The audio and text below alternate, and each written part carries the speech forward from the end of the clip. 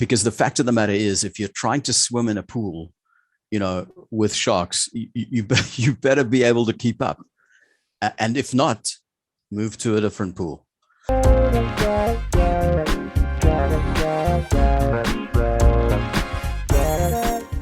Hi, welcome to Over 50 TV. My name is Lou Reyes, and today I'm with Gerard le Roux. Gerard is a former recruiter. He is a career coach, and he is somebody who will also help you to write your resume or your CV.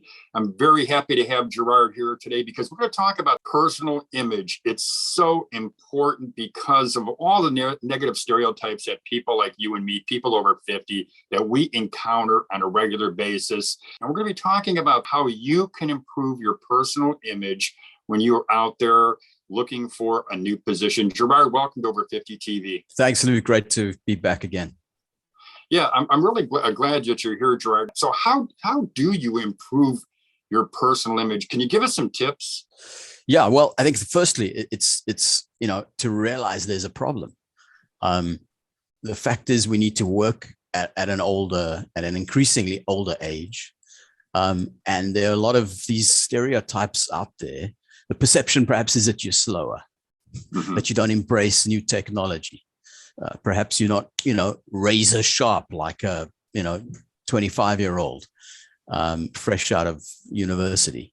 And those things, some of them are true, some of them are not that true. But often what we do is we don't give attention. We don't, recognize that it's a problem. And so those stereotypes, we just go and reinforce them by not being that sharp, by not being that prepared. For example, I remember years ago, I was recruiting for a general manager position, and I asked the person I was interviewing, tell me about your experience. And his first words were, "Oh, where should I start?" Now, we understand he's had, 30 years worth of experience. So indeed, where do you start? But how could he have come across differently? And it's, firstly, an attitude to say, how can I prepare? How can I come across, energetic and focused as opposed to old and slow, So he could have said something such as, well, I noticed that your company is launching a new product in South America, in the Latin American market. I worked in that market for 3 years with a similar product. And there's some strategies that we used with our channel partners in Latin America that it worked amazingly well. And I've maintained relationships with some of them at decision maker level. And, let's talk about that rather. So now, you've gone from a complete loss. Where should I start? to being absolutely laser focused on the issue. And that is, how can I provide value to this company? And that's really what's going to make you look young and desirable, as opposed to old and slow. Well, that also tells me too, Gerard, that he is a person who has not interviewed very often, if ever. He just doesn't know how to just cut right to it and get their interest, which is what you just did. The example you gave will get that recruiter's, that hiring manager's interest. Yeah. So, other points, have to do with keeping up to date. Yeah. I appreciate my kids. I'm 57, but I have kids that are, my son is 16, my daughter is 19. So, I had kids relatively late toward the age of 40, and they keep me sharp, up to date with technology. And I have to say that they've been fantastic for me.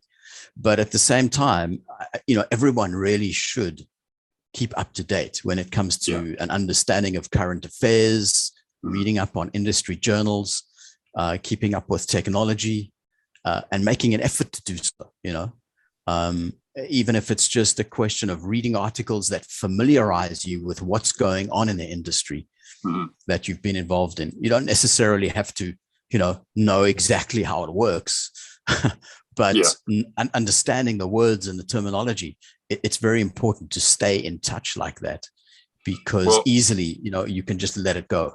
So in other words, what you're saying, I guess, is that people, well, you did say they need to make an effort to do that. And sometimes it's difficult for people who just have never done it. And there's a price that they'll pay for that. And that might be fine with them. Perhaps it's time to leave the corporate world behind and to pursue something different. Because the fact of the matter is, if you're trying to swim in a pool, with sharks, you better be able to keep up. And if not, move to a different pool.